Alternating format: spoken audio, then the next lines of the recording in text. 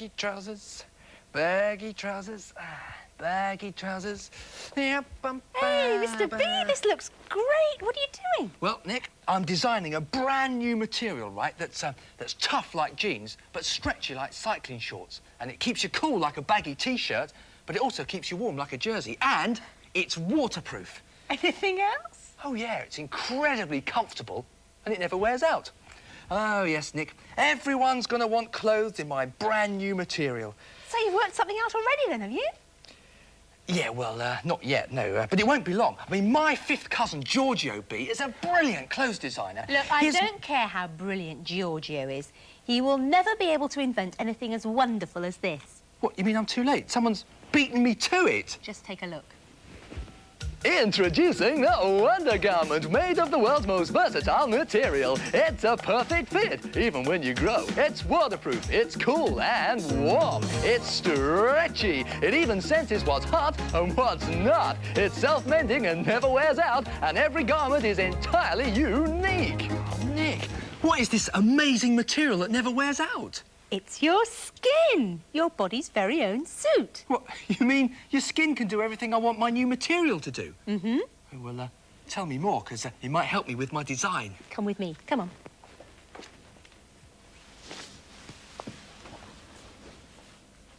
An adult human is covered by about 2 square metres of skin. That's about this much. Now, you imagine trying to cut out a garment that would fit all over you from a piece of material this size. Tricky, Nick. It is. You see, skin keeps your insides in and the outside world out. Skin stops anything from leaking from the inside so your body doesn't dry up, and it stops water getting in from the outside. This is what would happen if your skin wasn't waterproof.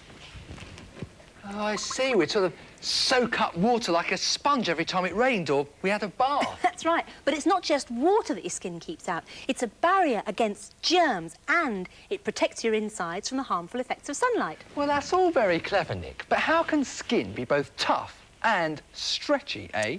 Well, easy. Ask Jennifer to show you her knees. All right.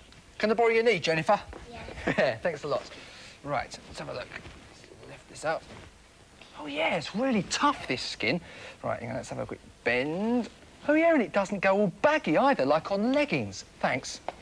Well, our Superbods are now going to show you how stretchy skin can be. They can pull it all sorts of different ways. And it'll still snap back into position. Oh, Ren turned ugly. So, skin doesn't wear out and it doesn't go all saggy. But skin's not the same all over our bodies, is it? When you take the palm of my hand, it's got sort of swirls and stuff all over it. Why is that? Well, that's because your hand is like a built-in glove. All those swirls are really tiny ridges that give your palm extra grip. Yeah, but the soles of our feet have got swirls on as well. They need to grip too. And look at this. The sole of your foot has got extra thick skin on it. And what's more, it's got padding, just like the shock-absorbing sole of a training shoe. Oh. Are there any other sorts of skin, Nick? There's see-through skin here. Oh, what, your eyelid? No, not your eyelid. Your eyeball. It's covered in skin called the cornea. And at the front here, it's like glass, so that you can see through it. Oh. I think I'd better get back to the drawing board. Yes, I think so. God, I'm going to have to work really hard to get my material to do all those things. And didn't it say something in the advert about being able to feel what's hot and what's not? I mean, how does skin do that? I'll show you. Shut your eyes. Shut your eyes and put your hand out. Now, what's that? Crocky, my favourite pencil sharpener. Keep your eyes closed. Now then, what's that? Cold. Quick. That's right, it's an ice cube. You can open your eyes now. They can feel all that through your skin because underneath the surface are thousands of tiny sensors that can feel what's rough and what's smooth and what's cold and what's hot. And they're so sensitive that they can feel even the lightest little touch. I don't know how I'm going to be able to build that into my material without having loads of wires. And that's not going to be very comfortable, is it? Nick? Yeah? I need to know a bit more, like, how does skin keep cool and how does it mend itself? Well, I need a volunteer to help me with this. Jennifer, can you come and help us?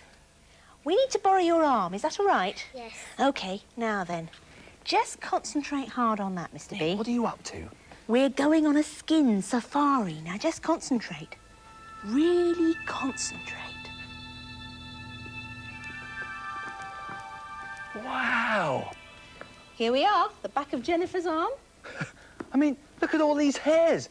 We're really hairy, aren't we? Except you don't normally notice it because they're so tiny and short. Except the ones on your head, of course. And it's really messy underfoot. I mean, and this loose stuff, I mean, it can't be much good. Surely it just falls off you when you move about. Well, that's exactly what it does do, because this is a dead skin cell, and skin cells only last about a month, then they just fall off and they get replaced by ones growing underneath. Oh, so that's what makes skin hard-wearing. You've got it.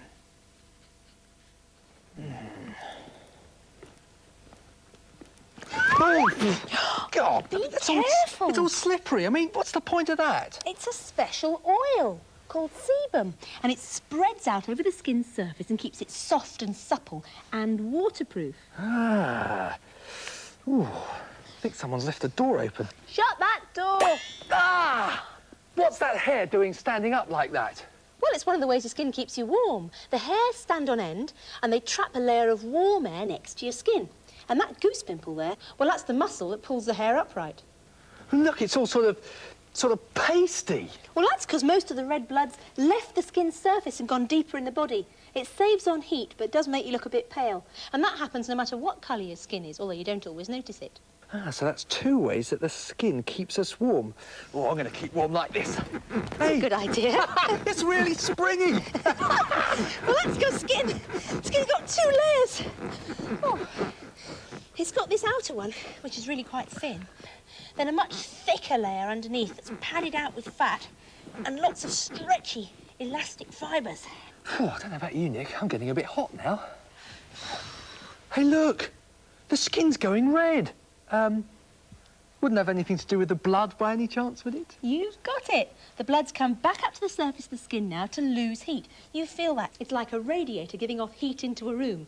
And then when we get really hot... Oh. Oh. We sweat. Don't worry, it's mostly water. It comes out of little pores, little holes all over the skin's surface. And as it dries off, it takes the heat with it. Really? Wow, so that's two ways the skin keeps us cool. That's right. Come on. Watch it! What's that? Oh, don't tell me. It's a scab, isn't it? That's right. This is a very important part of the skin self-mending kit, you know. You see, when you cut yourself, the blood dries out and it forms this nice sticky plug that closes the hole. And then underneath, protected by the scab, the skin can grow back to cover the cut. Oh, so that's hard-wearing, waterproof, keeping you warm, keeping you cool, springiness, self-mending. Not sure I can make a material that's got all those. I know something that skin hasn't got.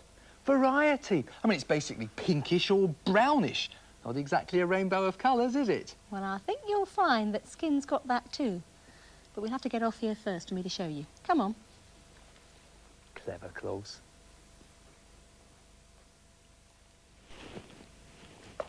Just look at all these lovely colours. Our Superbods have been really busy.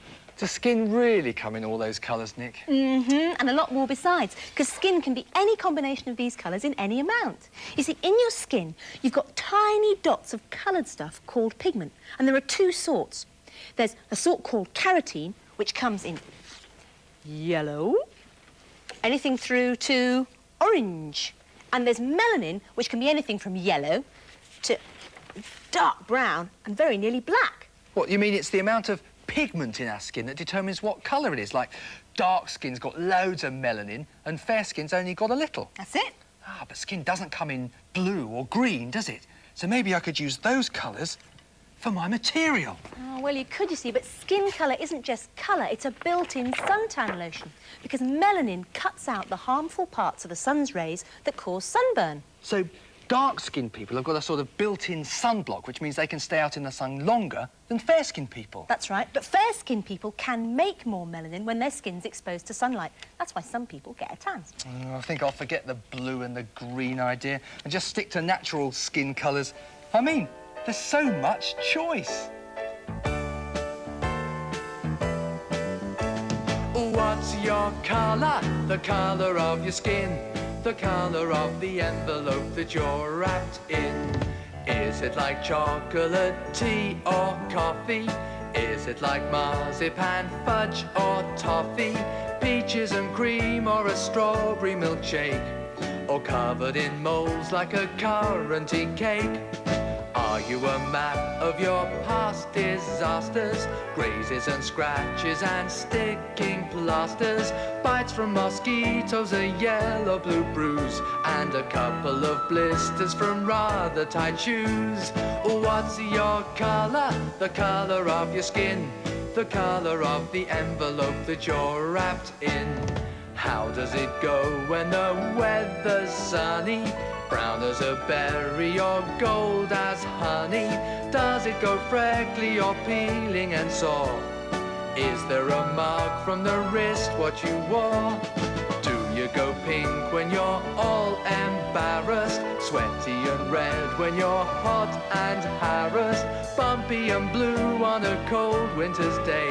When it's time for your bath, are you usually grey? What's your colour? The colour of your skin, the colour of the envelope that you're wrapped in. Dimpled or pimpled or smooth or hairy, funny and friendly or grim and scary, apple red cheeks and a cherry red nose, emerald eyelids and tangerine toes. What's your colour? The colour of your skin, the colour of the envelope that you're wrapped in. There, skin comes in lots of lovely colours. And what's more, it comes with matching accessories. Because the hair on your head and the rest of your body comes in the same range of colours as your skin, from yellow to red to brown and black. So that means I could design hairy linings and collars and stuff. Yeah? Oh, do you know, Nick, I've learnt so much from skin.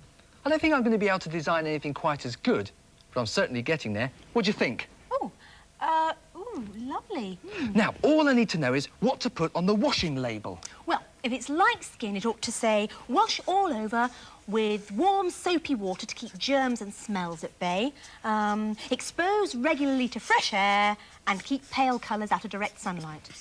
Oh, but of course, there's one big difference between skin and clothes. What's that? Well, what you eat doesn't affect your clothes, but it does affect your skin. So a real skincare label ought to say, nourish with a varied diet and lots of fruit and vegetables. Oh, well, in that case, I can recommend washing my material in fruit-scented washing powder. Maybe you could. I think we better say goodbye. We'll be back next week. That's if he hasn't rushed off to Paris or Milan with his new collection. See you then.